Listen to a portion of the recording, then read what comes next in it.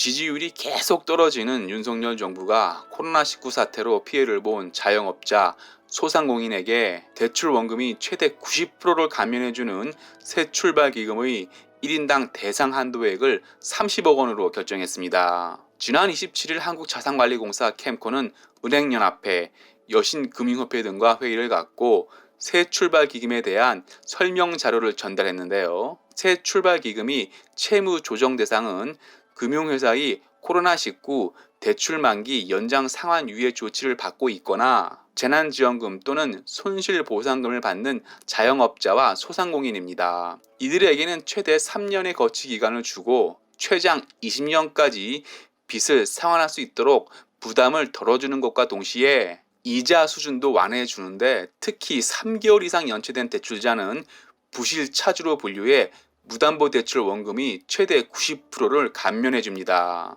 채무 조정 한도는 무담보 10억 원을 포함해 자영업자는 25억 원, 소상공인은 30억 원까지입니다. 즉 신용대출을 10억 원 받고 3달 이상 연체했다면 산술적으로 최대 9억 원까지 원금 탕감이 가능하다는 것입니다.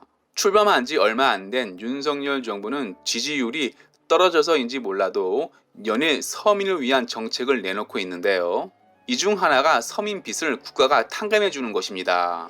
하지만 서민의 빚을 국가가 탕감해 주면 빚을 탕감받는 사람은 윤석열 정부를 지지할지 몰라도 자신의 빚을 갚으며 열심히 사는 올바른 사람은 윤석열 정부를 지지하지 않기에 지지율은 더 떨어집니다. 실제로 지난 7월 1일 법원은 파산 수준까지 간 사람들이 만약 빌린 돈을 주식이나 가상화폐에 투자했다면 그 빚은 갚지 않아도 된다는 공정과 상식이 결여된 어처구니 없는 결정을 했는데요. 법원이 주식이나 가상화폐에 투자한 빚은 갚지 않아도 된다고 결정한 이유는 파산 판정을 받은 개인 중에 20, 30대가 45%를 차지했고 올해는 절반에 육박할 것이라는 예상 때문입니다. 한마디로 20, 30대 젊은 사람들 빚을 정부가 갚아줘 20, 30대 지지율을 끌어올리려 한 것입니다. 하지만 자신의 빚은 자신이 갚겠다는 올바른 사람들이 등을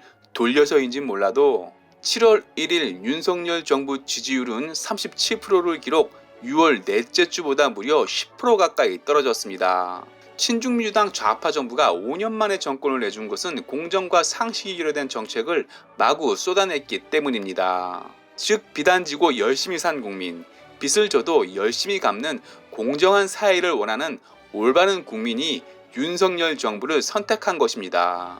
이번 자영업자 소상공인 빚을 원금까지 탕감해주는 새 출발 기금은 한국자산관리공사 캠코가 인수하는데 부실화되면 국가 예산이 투입됐으니 100% 열심히 일하는 국민 혈세로 메꿔야 합니다. 공정과 상식을 외친 윤석열 정부가 지지율을 끌어올리려 서민 빚 원금까지 탕감해준다면 열심히 사는 대다수 올바른 국민은 윤석열 정부의 등을 돌릴 것이기에 윤석열 정부 지지율은 더 떨어질 것입니다. 윤석열 정부 정책은 99% 반대하는 친중민주당이 이번 서민 빚 탕감 정책만큼은 반대하지 않았기에 친중민주당이 정권을 계속 잡았다면 서민 빚은 100% 탕감됐을 것이고 오른 집값까지도 세입자와 나눠갖게 됐을 것입니다. 마튜 마치겠습니다. 유익했다면 구독, 좋아요, 회원 가입 부탁합니다.